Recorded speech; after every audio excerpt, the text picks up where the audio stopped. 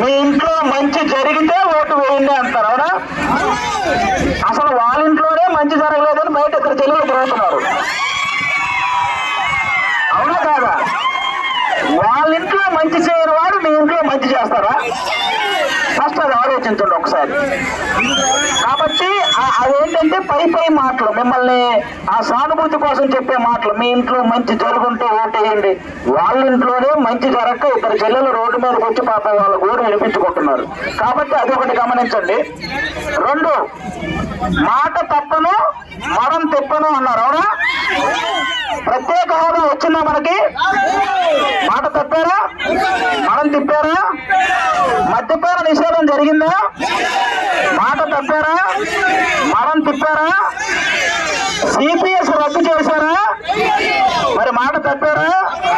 గెలిచిన వెంటనే 3,000 డైరెక్ట్ గా ముసలి అకౌంట్ లో పడతాయన్నారు, డైరెక్ట్ గా పడ్డాయా? మాట తప్పారా? ఇప్పుడు చెప్పండి, మాట తప్పుతారు మడం తిప్పుతారు. అది ఫ్యాన్ ఇంట్లో ఉండాలి, సైకిల్ బయట ఉండాలి, గ్లాస్ సింక్ లో ఉండాలి అన్నారు. కానీ వీటన్నిటికంటే ముఖ్యం ఏంటంటే ఫ్యాన్ 4లోనో 5లోనో ఉండాలి, అంతే కదా? ఫ్యాన్ మనం రెగ్యులేటర్ ఎంత ఉంటుంది, 4లో పెడతాం, లేకపోతే 5లో పెట్టుకుంటాం. ఇంకా మనకి అంత గాలి అవసరం లేదనుకుంటే 3లో కూడా పెడతాం మనం.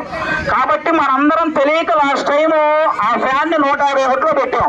అందుకే కరెంటు బిల్లులు పెరిగినాయి, అన్ని పెరిగినాయి. అందుకే దాన్ని మనం ఆ రెగ్యులేటర్ని ఎప్పుడు 4లోనో 5లోనో ఉంచితే మనం ప్రశాంతంగా హ్యాపీగా ఉంటాం అన్నమాట. ఓకేనా? ఇంకా ఏమంటున్నారు? వాళ్ళందరూ కలిసి వస్తున్నారు, మేము సింగిల్ గా వస్తున్నాం అంటున్నారు, అవునా? ఇప్పుడు మన ఇంట్లో ఒక దొంగ పడితే మనం ఏం చేస్తాం? ఒక దొంగ పడితే నలుగురు కలిసి తరిమి కొడతారా? అలాంటిది రాష్ట్రంలో ఇంతమంది గజ దొంగలు పడితే కలవాలా లేదా మనం? అలాగే కలిశారు. సింహం సింగిల్ గా వస్తుంది, వీళ్ళు కలిసి వస్తున్నారు అంటున్నారు. 2014లో కూడా సింహం సింగిల్ గానే వచ్చింది. అప్పుడు జనాలు ఎవరు ఓటేశారు? కలిసి వచ్చిన వాళ్ళకి ఓటేశారు కదా. ఈసారి కూడా అదే జరగబోతుంది. కాబట్టి అది ఫిక్స్ అవ్వండి. వాళ్ళు చెప్పిన ఏది, ఇంకా బటన్ నొక్కితే ఆడవాళ్ళ అకౌంట్ లో 10,000 పడుతున్నాయి అన్నారు. సాయంత్రం మోతిప్పితే మగవాళ్ళ అకౌంట్ లో నుంచి 30,000 పోతున్నాయి. మరి వాటి గురించి ఎవరు మాట్లాడరేంటి? డబ్బులు పోయినా పర్లేదు, మనుషులు కూడా పోతున్నారు ఆ కల్తీ మద్యం వల్ల. మీరు గమనిస్తే మా సినిమా ఇండస్ట్రీలో రాకేష్ మాస్టర్ అని ఒక డాన్స్ మాస్టర్ ఉండేవాడు. ఇదే ఎండాకాలం భూమ్ భూమ్ బీర్లు తాగి చనిపోయాడు పాపం ఆయన. సీరియస్ గానే ఆ ఎండకి ఆ భూమ్ భూమ్ బీర్లు రెండు తేడా కొట్టేసినాయి పాప ఆయన. మీరు చూసుంటారు. అలా కల్తీ మద్యం వల్ల చనిపోయిన వాళ్ళు ఎంతో మంది. ఇంకా ఇలాంటి వాళ్ళు మన పవన్ కళ్యాణ్ గారిని విమర్శిస్తూ ఉంటారు. వీళ్ళు ఏమంటుంటారు? డబ్బు కమ్ముడు పోయాడు అంటుంటారు. పవన్ కళ్యాణ్ గారికి లెక్క కట్టి డబ్బు ఇచ్చే దమ్ము ఎవరికైనా ఉందండి? అసలు ఎవరికైనా ఉంటుందా? కరెక్ట్ గా 20 సినిమా వరుస పెట్టి తీశారంటే ఆ 151 మందిని పవన్ కళ్యాణ్ గారే కొనేస్తారు. అంత ఇది ఉన్నారు.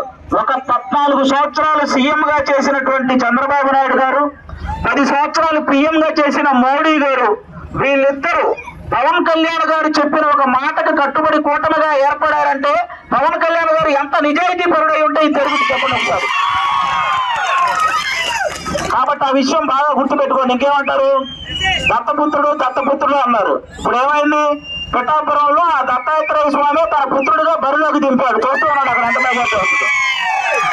ఇంకోటి ఏమన్నారు? 21 సీట్లతో ఏం చేస్తారు అన్నారు. ఆ 21 సీట్లతోనే ఈ 151 మంది చేసిన అవినీతిని బయట పెడతారు. చూస్తూ ఉండండి. 21 సీట్లతో ఏం చేస్తారు? ఆ 21 సీట్ల నుంచి వచ్చిన చూసి ఒక్కొక్కరు వచ్చి పోసుకుంటున్నారు అక్కడ. మీరు చూస్తున్నారు కదా. ఆ 21 సీట్లు తీసుకునే చుట్టూనే రాజకీయం కూడా జరుగుతుంది. మీరు అందరూ చూస్తున్నారు కదా.